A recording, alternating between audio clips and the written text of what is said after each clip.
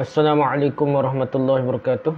Alhamdulillahirabbil alamin wassalatu wassalamu ala asyrafil anbiya'i wal mursalin sayyidina Muhammad wa ala alihi washabbihi ajma'in.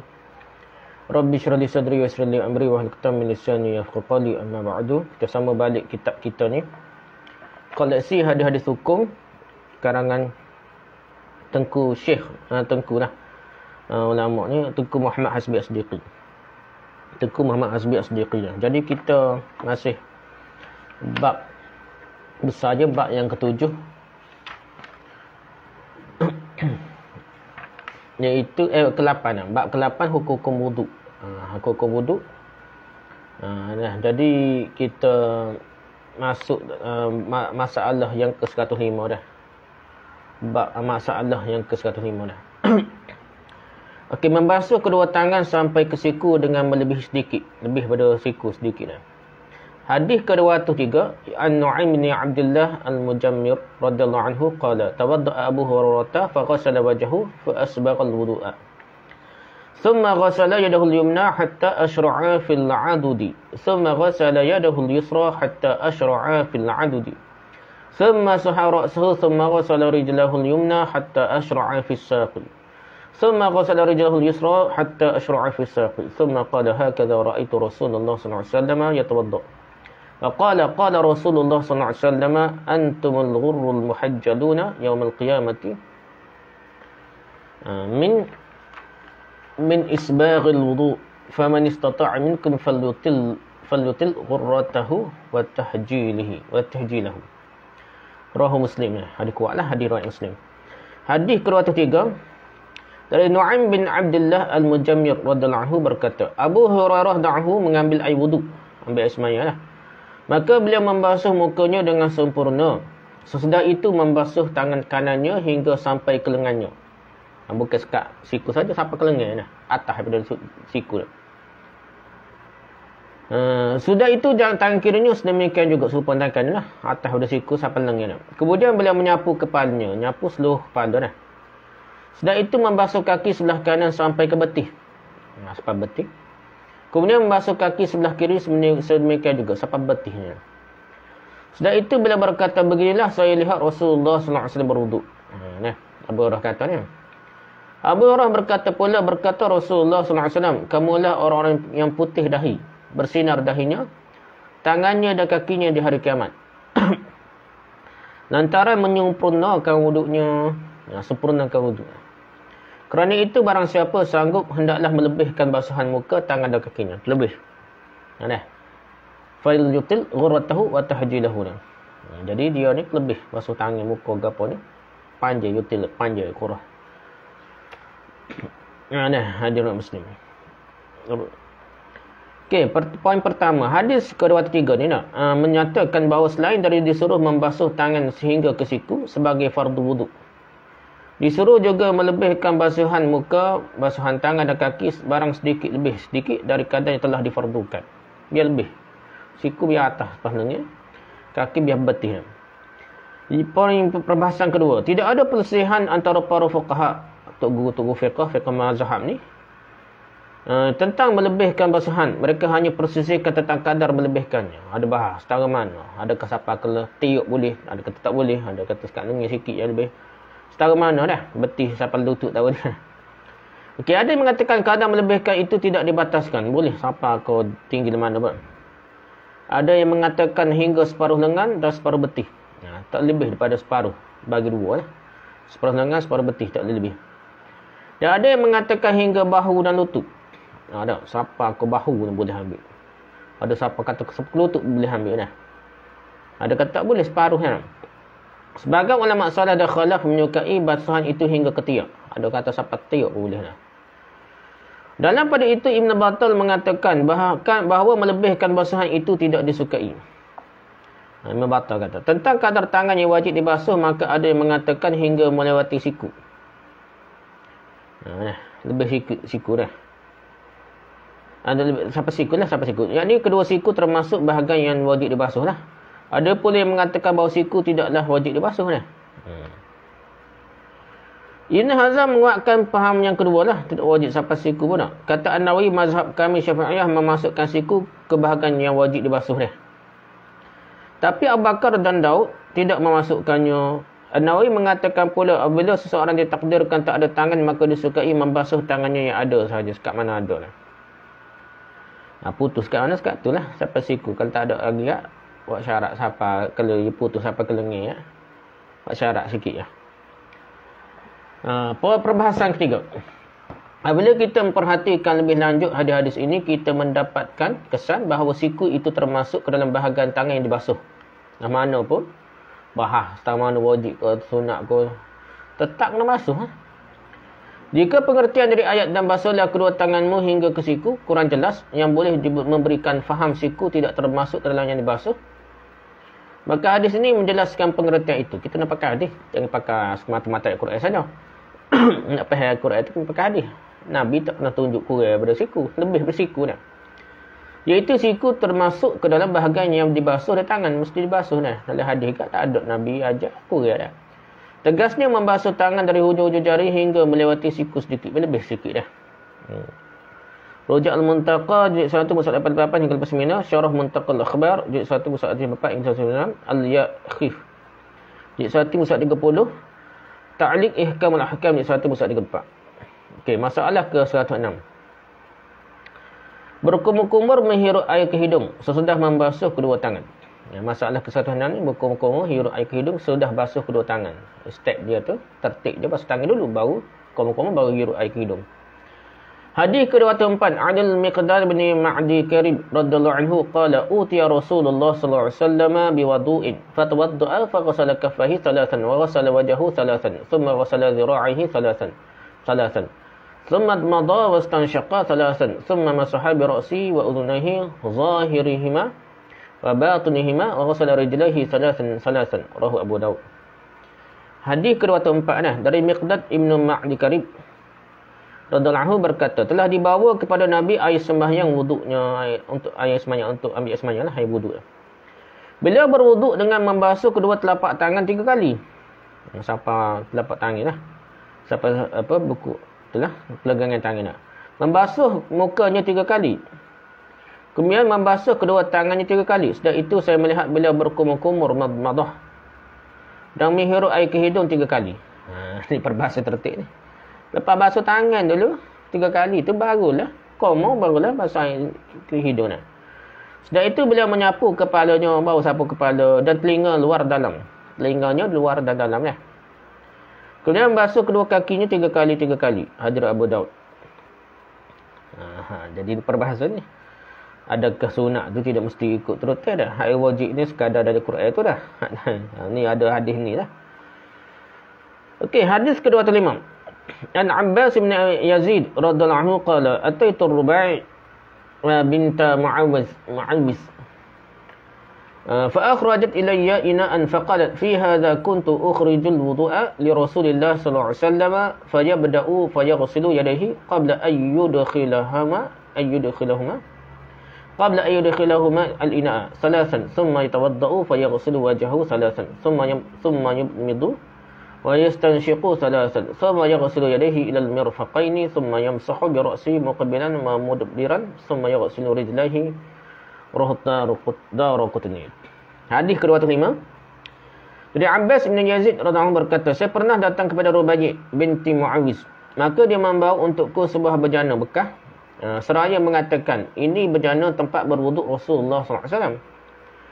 Rasulullah SAW membasuh kedua tangannya sebelum memasukkannya ke dalam bejana, dalam bekas tu, dalam beldi, dalam beldi dia. Lebih asing ke tak? Bejana 3 kali dah. Jadi basuh luar dah 3 kali. Barulah celup tangan. Tuang lah. Senggil sikit ke. Kalau ada cetung, kena cetung, basuh. Ataupun tuai sikit supaya boleh basuh di luar tangan tu. Sudah itu, beliau berwuduk membasuh mukanya 3 kali. Sudah itu, sudah basuh muka tu, beliau bermadmadah. Barulah ia qamah. Dan beristinsyak. Barulah masuk air dalam hidung. 3 kali untuk berwuduk. Maksudnya, basuh muka dulu, barulah qamah. Barulah istinsyak masuk air hidung. Kemudian bila membasuh kedua tangan hingga ke siku. Kemudian menyapu kepalanya ke muka dan ke belakang. Maksudnya depan. Kalau saya tunjuk dalam sebelum ni. Tarik daripada depan ke belakang. Belakang sampai tekuk tu. Pergi ke depan balik. Kemudian membasuh kakinya. Jadi telinga tersebut dia termasuk dengan kepala lah. Hadis riwayat Daraqutni. Okey, perbahasan pertama dah. Hadis ke-24 diriwayatkan oleh Ahmad, Abu Daud. Nama perkataan dan kemudian boleh membasuh kedua kakinya 3 kali adalah menurut riwayat Ahmad sahaja. Dah. Juga hadis ini diriwayatkan oleh Ibn Majah dan At-Tahawi dalam Ma'anil Athar dari Al-Walid, isnadnya baik.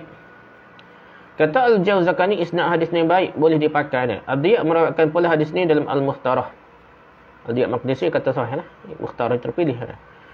Juga menyatakan bahawa ketentuan tertib antara bermadmadah, berkomo-komo ni dan beristinsyak masuk air dari hidung ni dengan membasuh muka dan kedua tangan, hukumnya tidak wajib.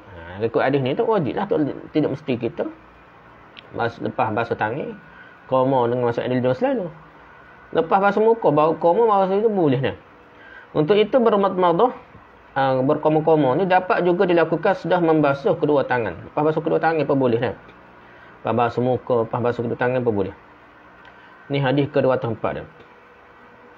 Lepas basuh. Hadis ni cerita lepas basuh kedua tangan barulah dia komo lah. Barulah dia masuk air dalam hidung lah. Cuci hidung. Okey, hadis yang ke-205 pula yang diriwayatkan oleh Ad-Daraqutni menurut Al-Hafiz Ibn Hajar Al-Asqalani dalam At-Takhisul Habir. Juga diriwayatkan oleh Abu Daud, Tirmizi, Ibn Majah dan Ahmad. Hadis ini isnadnya baik, sanadnya baik dan perawi-perawi baik dan beragam mata lafaznya dah. Isi kandungan hadis tu ada macam-macam lah. Maksud yang sama dah. Juga menyatakan perlunya tertib antara bermadmah dan beristinsyak dengan basuh muka. Namun boleh juga bermadmah itu dilakukan sudah basuh muka. Hadis ke-205 ni basuh muka dulu barulah komo dengan istinsyak. Hadis ke-204 lepas basuh tangan baru komo dengan masuk air dari hidung dah. Okey, itu perbahasan yang pertama. Perbahasan yang kedua kata Imam Nawawi dia, para ulama mentakwilkan hadis ni. Dah mazhab kita ni tak berapa setuju.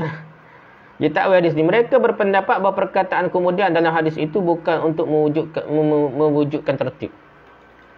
Bukan kata mesti hadis tu nak cerita lepas basuh tangan baru berkomo nak masuk air dari hidung. Bukan basuh muka baru masuk air dari hidung dah.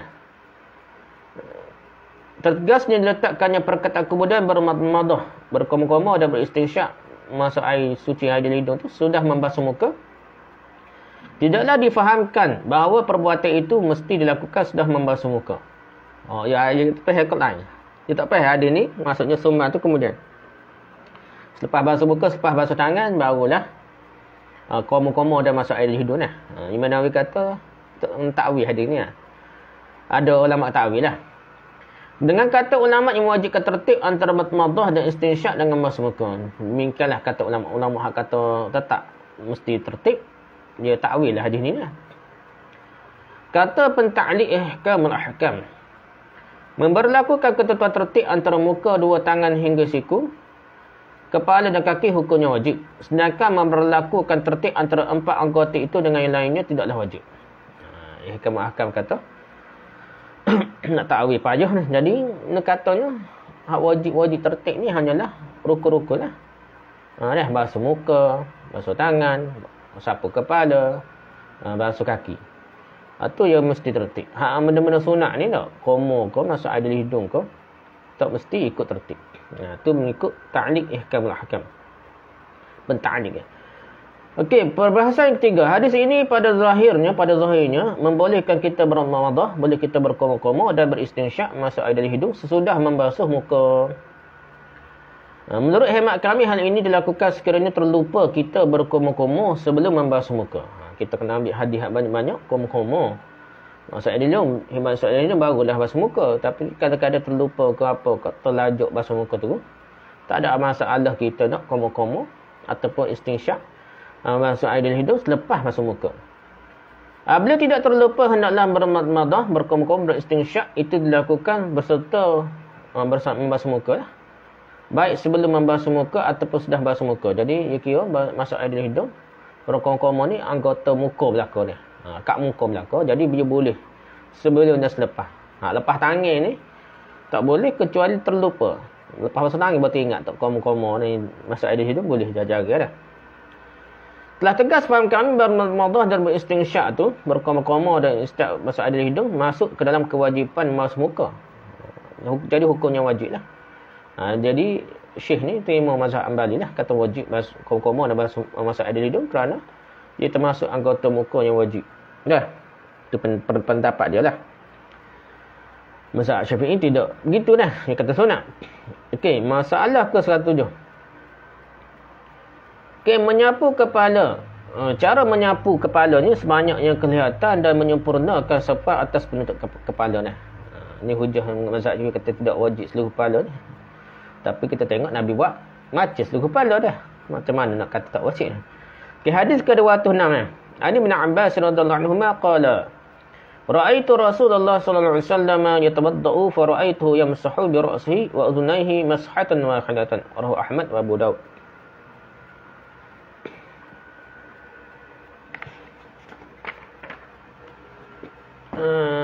Hadis ke-206 dari Ibn Abbas radhiyallahu anhu berkata, saya melihat Rasulullah SAW berwuduk dengan menyapu kepalanya dan kedua telinganya sekali saja. Bukan 3 kali dah, sekali dah.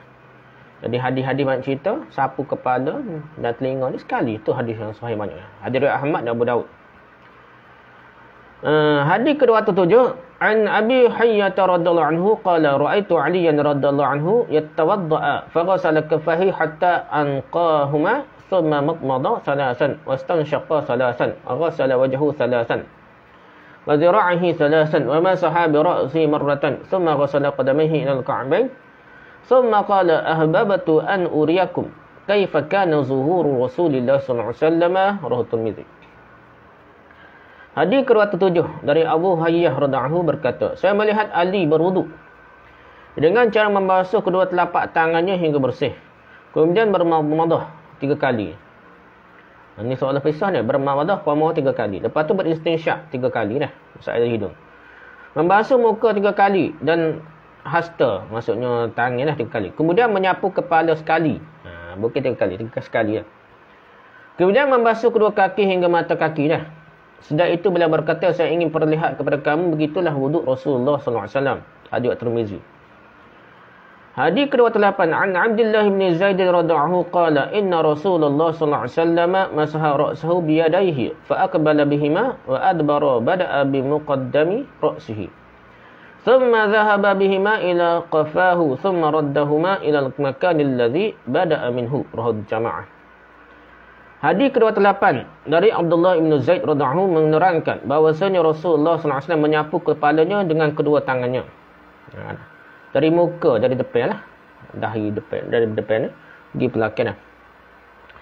Dari muka ke belakang, dari ubun sampai ke kuduk, ke tekuk dah. Sampai ke tekuk belakang dah. Kemudian mengembalikan kedua tangannya dari kuduk dan tekuk ni ke tempat semula, ke depan balik dah. Hadis riwayat Jamaah. Rujuk Muntaqal. Gitulah.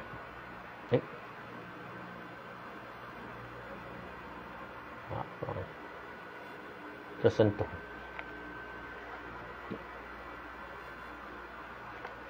Tersentuh.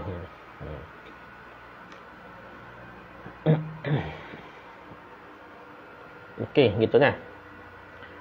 Okey, hadis ke-209 nya. Anil Mughirah bin Syu'bah radhiyallahu anhu qala inna an-nabiyya sallallahu alaihi wasallam tawadda'a famasaha bi nasiyatihi wa 'ala al-'imamati wal khuffain. Riwayat Bukhari Muslim. Hadis ke-209 dari Al-Mughirah bin Syu'bah radhiyallahu anhu menerangkan bahawasanya Nabi sallallahu alaihi wasallam berwuduk. Beliau menyapu ubun-ubunnya dan lalu menyapu serbannya. Jadi depan ni ada rambut gini lah. Sapu kepala depan dia, lepas tu serban atas serban dah. Dia menyapu ubun-ubunnya lalu menyapu serbannya, juga beliau menyapu atas 2 sepatu dah. Hadis riwayat Bukhari dan Muslim.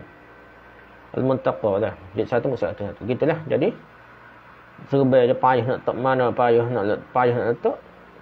Bakal buka sikit. Bila kena rambut sikit, hak lebih lagi sapu atas serban. Atas kepala. Atas serban lah. Hadis Bukhari Muslim ni dah kuat. Hadis ke-210 dah. An Amr bin Umayyah al-Damri radhiyallahu anhu qala ra'aitu Rasulullah sallallahu alaihi wasallam yamsahu ala imamatihi wa khuffaihi. Riwayat Ahmad wal Bukhari wa Ibn Majah. Hadis ke-210 dari Amr bin Umayyah al-Damri radhiyallahu anhu berkata, saya melihat Rasulullah sallallahu alaihi wasallam menyapu atas sorbannya dan atas kedua sepatunya, kasut dia lah. Kasut kulit dia terus sapu atas kasutnya. Hadis riwayat Ahmad, Al-Bukhari dan Ibn Majah. Hadis ke-211, Anil Mughirah bin Syu'bah radhiyallahu anhu qala tawadda'a an-nabiy sallallahu alaihi wasallam wa masaha 'ala al-khuffaini wal 'imamah, rawahu Tirmizi. Dari Al-Mughirah bin Syu'bah radhiyallahu anhu berkata Rasulullah sallallahu alaihi wasallam berwuduk, maka beliau menyapu atas dua muzah, dua sepatu dia dah, kasut dia. Di atas sorbannya, atas serbai dia sapu tu. Hadis Tirmizi. Okey, perbahasannya. Pertama, hadis ke-206 nah. 206 cerita pasal sapu kepala, telinga tu sekali lah. Hadis 206 dan hadis 27 sapu kepala sekali juga lah. Hasan Sahih. Tirmizi kata hadis Hasan Sahih kuat lah. Kedua, hadis ini menunjukkan bahawa menyapu kepala wajib dan satu kali saja, bukan dua kali atau tiga kali. Tak boleh dua kali, tiga kali. Sekali saja. Okay, hadis ke-208 menyatakan bahawa menyapu kepala disuruh dan dinyatakan cara menyapu kepala, iaitu meletakkan kedua belah tangan di permulaan kepala sebelah muka lah. Atasnya lah. Lalu membawanya ke tekak lah, ke kuduk. Lalu dari kuduk dari tekak ni kembali ke muka ke depan lah. Hadis ke-209 pula menyatakan bahawa kepala dia sapu di tempat yang tidak tertutupi oleh penutup kepala. Rambut nampak nah, tak kena tutup kepala, kena sapu. Kemudian disempurnakan sapuan itu atas penutup kepala yang lain lah. Yang sebai, kepiah ke apa dah. Hadis ke-210 dan hadis ke-211 pula. Hadis ini sahih menurut pentahkan At-Tirmizi lah. Sahih. Dia kata sapu atas sebai atau sapu atas kasut dia, sepatu dia. Okey, kedua hadis tersebut menyatakan bahawa boleh kita menyapu atas sepatu atau kasut ni dan penutup kepala sahaja dah.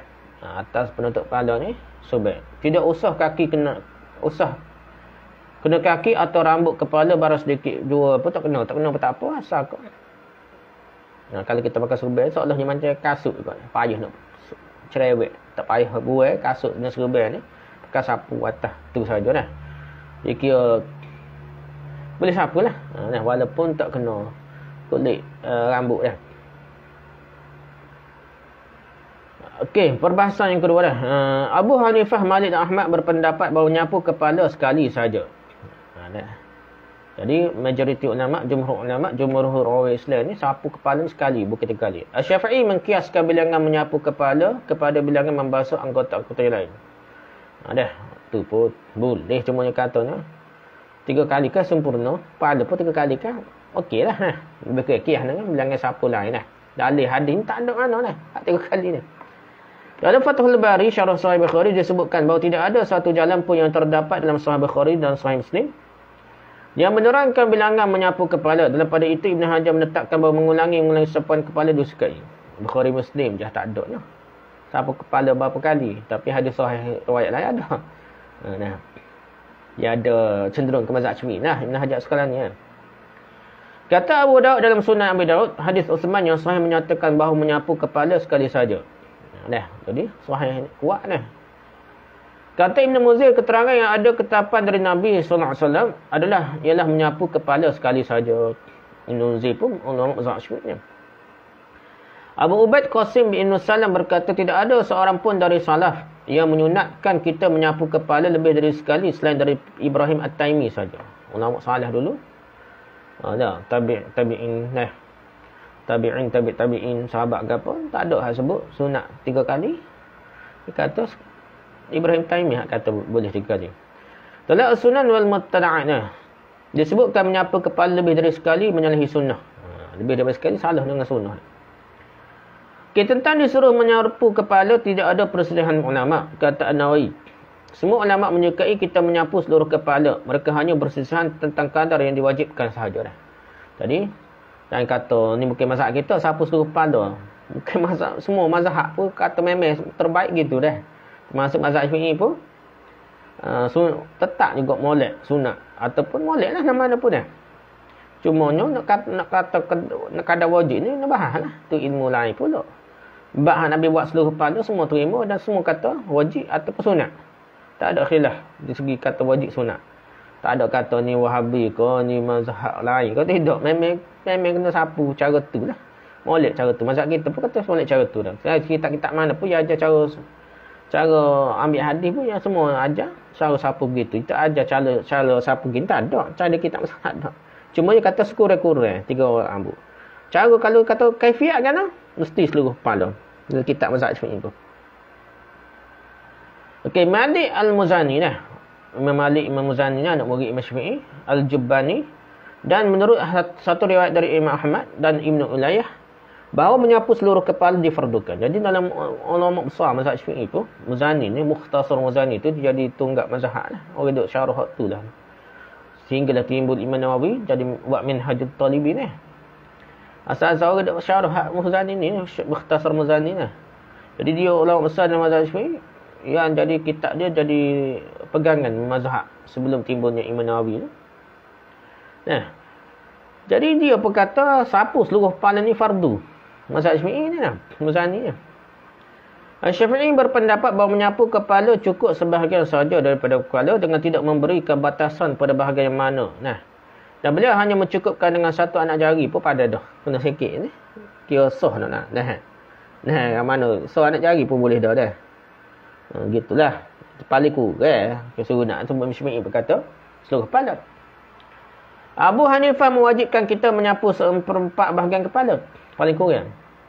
Ulama Zahiriyah ada yang mewajibkan kita menyapu seluruh kepala. Ada yang mencukupkan kita menyapu sebahagian kepala. Separuh kepala.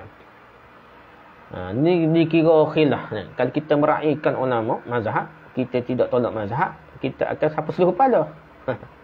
Masalah kalau kita sapu sikit-sikit ni, kita sebenarnya tolak mazhab lain.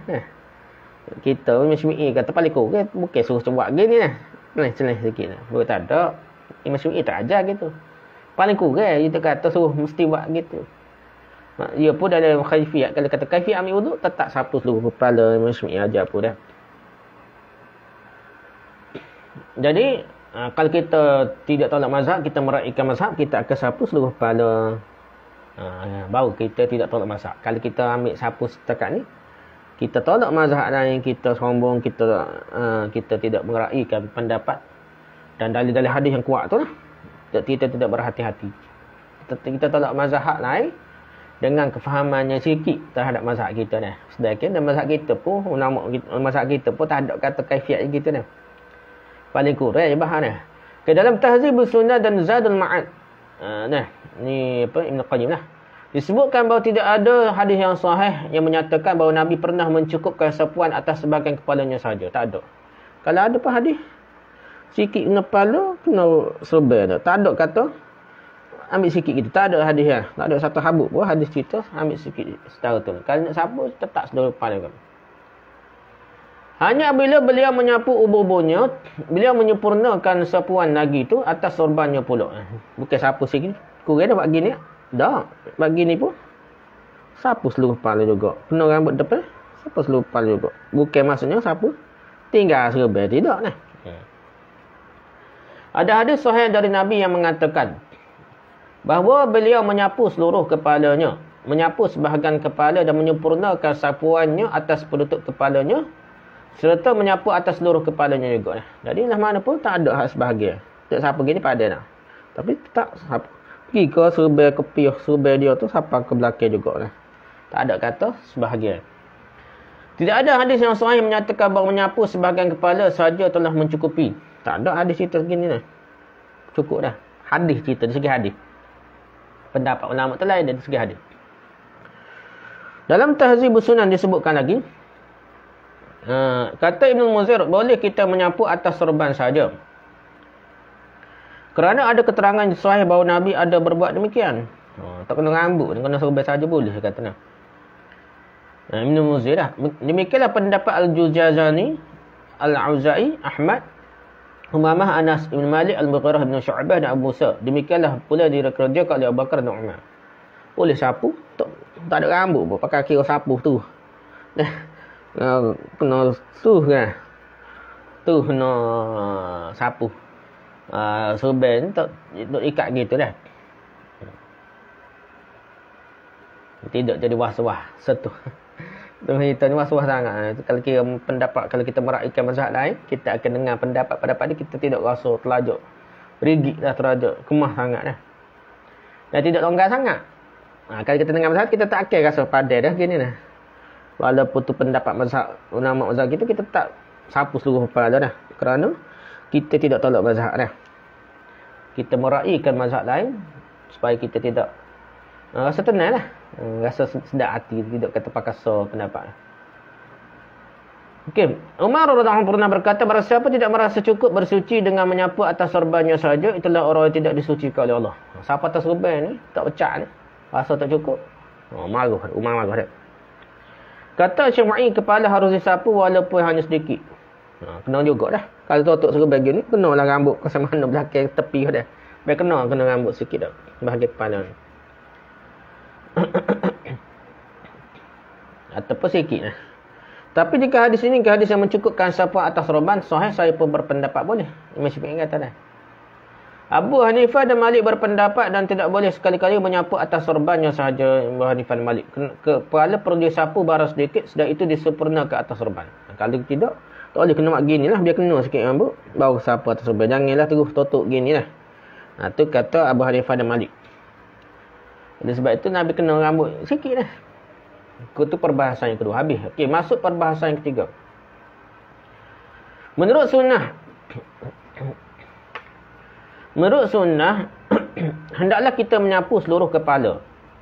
Jika kepala terbuka atau membasuh sebagai tempat yang terbuka, kemudian menyempurnakan sapuan lagi atas penutup kepala dah, atas serba atau piyah atau apa dah.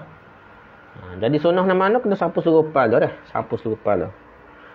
Lepas sudah tu, kalau salah ada serba ke piyah serba, tetap biar kena dulu. Lepas tu baru tarik depan nak. Nah, biar kena jugalah mana dah. Biar kena sikit dah. Baru selebih ni biar kena serban dah. Jangan sekadar selek sini dah. Jangan tak padat, tak kena lah. Ikut sunnah. Dipandang sunnah juga mencukupkan dengan menyapu atas penutup kepala sahaja. Tetap boleh dah. Pakai serban, pakai sapu gitu lalu dah. Tak buka-buka.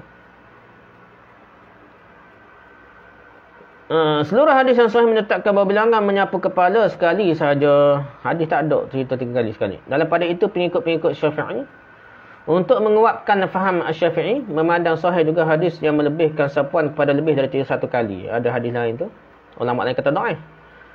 Memang dhaif tapi kata sahih dah mazhab Syafi'i. Qiyas Syafi'i tertolak kerana qiyas di tempat itulah ada nas tidak dibenarkan. Walaupun ia kata tolak dah. Ni kata tak beradab ni macam ni. Tapi nak macam mana dah?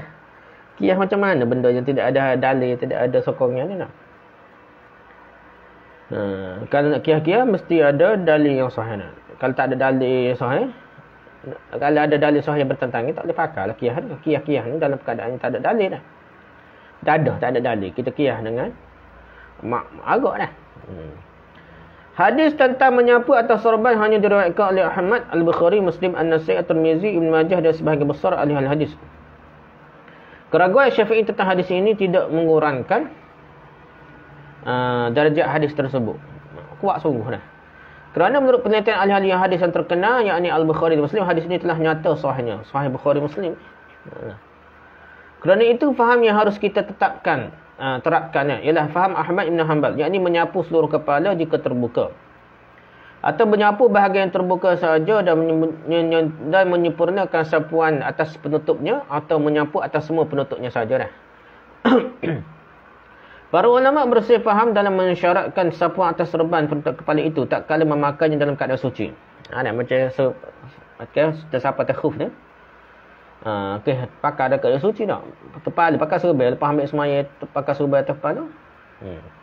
Ringkasnya Nabi SAW kadang-kadang menyapu seluruh kepalanya, kadang-kadang menyapu atas serbannya sahaja, kadang-kadang menyapu ubur-uburnya dan serbannya. Tak pernah Nabi mencukupkan dengan menyapu sebahagian kepala sahaja. Tidak ada hadis yang mensyaratkan sapuan kepala itu dengan memakai serban yang disapu dalam keadaan suci. Tak ada hadis pula cerita mesti pakai suci tak.